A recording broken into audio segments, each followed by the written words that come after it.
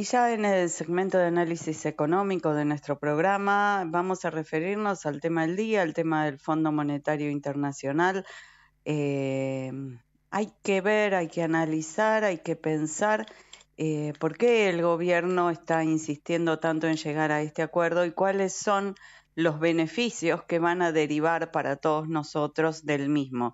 Para analizarlo y tener una voz autorizada, tenemos con nosotros a María Castiglione Cotter, que es economista, analista económica de nuestra realidad y también muy focalizada en las cuestiones de consumo.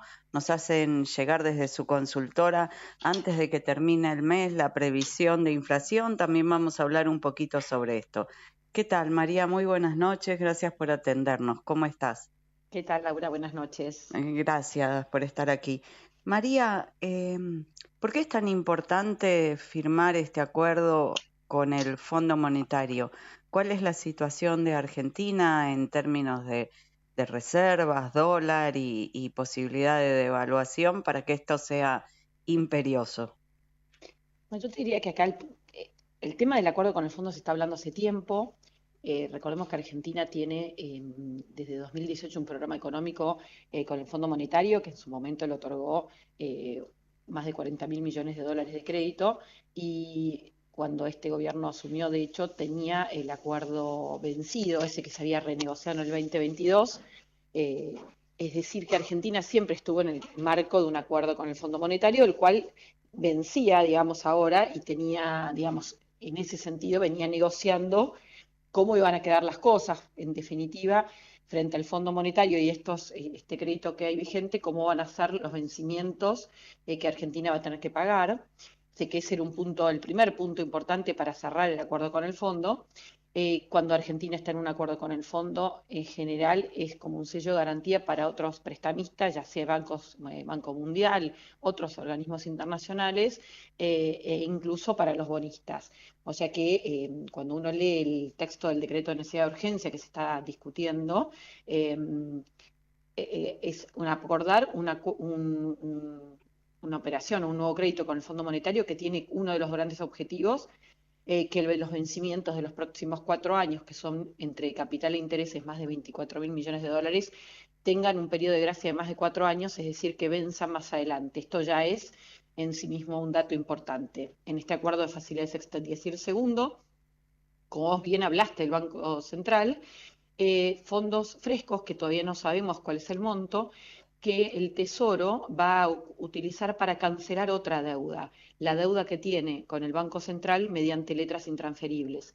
Es decir, la idea es revertir parte de operaciones que se habían hecho especialmente entre 2010 y 2015, pero también en el gobierno de Alberto Fernández, que consistía en que el Tesoro, que era deficitario, que gastaba más de lo que ingresaba, le pedía al Banco Central no solo pesos, emisión monetaria, sino también reservas a cambio de estas letras intransferibles y él las utilizaba para cancelar deuda, ya sea con tenedores privados como con organismos internacionales.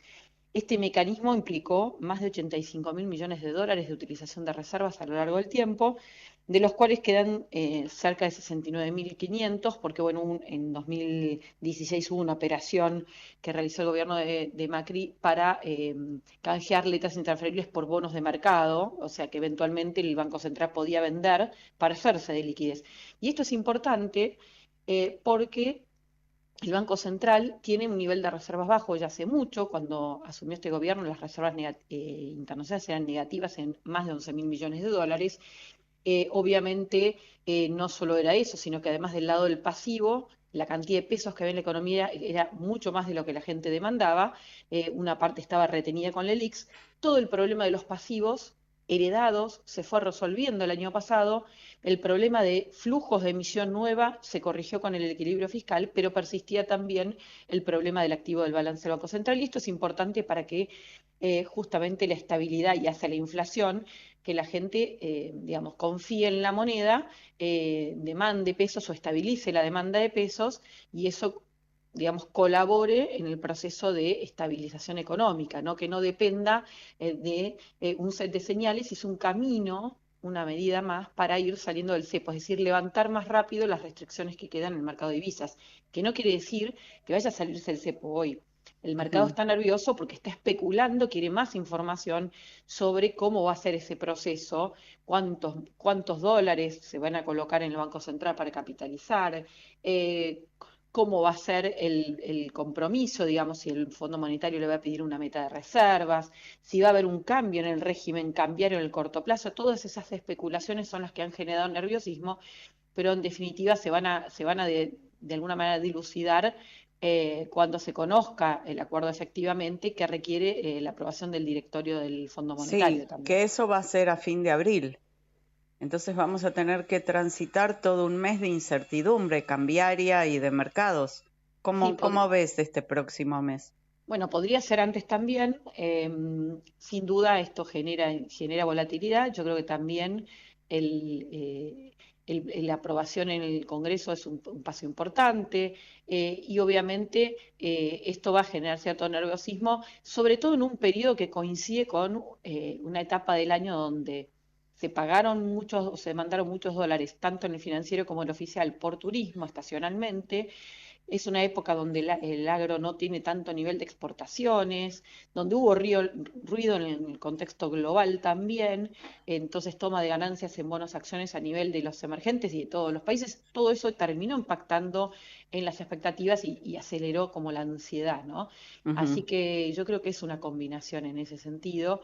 Y podemos esperar que haya así cierta volatilidad, en un contexto donde paradójicamente los datos que uno va viendo de resultados del programa económico son bastante positivos, más allá de que la inflación de febrero fue 2,4, un poco mayor que la de enero. Cuando uno lo abre tiene que ver con algo muy puntual, que fue la suba del precio de la carne. Marzo va a estar arriba de 2, muy probablemente, pues un mes estacionalmente complejo, hay efecto arrastre. Pero en general cuando uno abre, la inflación está siendo un nivel bastante bajo. La mayorista que se publicó el otro día también lo marcó. La actividad económica está recuperándose, ha crecido a un ritmo muy sostenido desde el mes de abril, que se llevó un piso. Claramente Argentina venía cayendo hace mucho tiempo, la actividad económica está estancada desde 2012, y esto obviamente genera que cuando uno mira la foto, la situación obviamente sigue estando compleja. Hace falta que la recuperación se sostenga más en el tiempo para que todos los sectores lo sientan de alguna manera, sobre todo los más rezagados, algunos de la industria, la construcción, que todavía le falta mucho por recuperar. Y eso obviamente impacta también en el nivel de salarios, que desde el subsuelo al que habían llegado vienen recuperando, pero en los niveles absolutos siguen bajos. Sí, Esto ¿y porque eso se ve en el consumo? ¿También hay una caída en el consumo según ustedes relevan? mira, cuando hablamos de consumo es muy amplio el consumo. Hay rubros que se relevan de lo que es consumo masivo, que no está recuperando los niveles que habían antes. Ujú. Pero cuando uno abre hay otros sectores de consumo que están teniendo un crecimiento muy fuerte. Lo podemos ver el mercado, incluso automotriz, que está recuperando la demanda interna muy rápidamente. Eh, También está creciendo el de motos, incluso el crédito hipotecario, la actividad, digamos, inmobiliaria, que tiene que ver con compra-venta de inmuebles. Está cambiando el foco del consumo, ahora que hay crédito, y esto es un punto importante también, ¿no? Que cambia. Y el segundo es que en un contexto donde la inflación no es persistir, o hay expectativa de que la inflación siga bajando, la gente no sale corriendo con los pesos a canjearlo por cualquier bien y servicio. Y eso obviamente había generado de alguna manera un consumo preventivo o Defensivo, sí. defensivo muy alto en algunos rubros. Entonces es un cambio, te diría, estructural. Cuando uno mira la mejor medida o la más agregada de consumo, que son las cuentas nacionales, que obviamente vienen con más rezago, hubo una fuerte recuperación en el tercer trimestre, a nivel trimestral, el tercer trimestre del año pasado, que cuando uno miraba otros indicadores tal vez no lo percibía de esa manera. Entonces, los indicadores de confianza del consumidor del DITELA y muchos otros elementos nos permiten creer que sí, que hubo una recuperación, pero como te decía antes, cambió la forma de consumir, cambió el mix de consumo. El hecho de que haya menos inflación también permite comparar, entonces se viene también una batalla entre no consumo lo primero que veo, sino que Claro, elijo, una y eso es un cambio de paradigma, competencia de precios, o sea, tal cual, bueno, como en y otros países. eso es lo que busca el gobierno abriendo las importaciones de textiles. También, más que abrir las importaciones, está bajando las Los, altísimas alícuotas de derecho de importación que tenían, que es el sector que habitualmente, históricamente, tanto este como el de electrónicos y electrodomésticos han sido los más protegidos, ¿no? ujú. Recordemos que estamos dentro del Mercosur, que es el bloque más cerrado de todos a nivel global, y sobre eso Argentina tenía otras protecciones, ¿no? Entonces, eso generaba que los consumidores argentinos tengan que pagar precios altísimos o crucen la frontera, ahora que la Sí, y brecha cambiaria es más compren chica. a mitad del valor o a un cuarto del valor.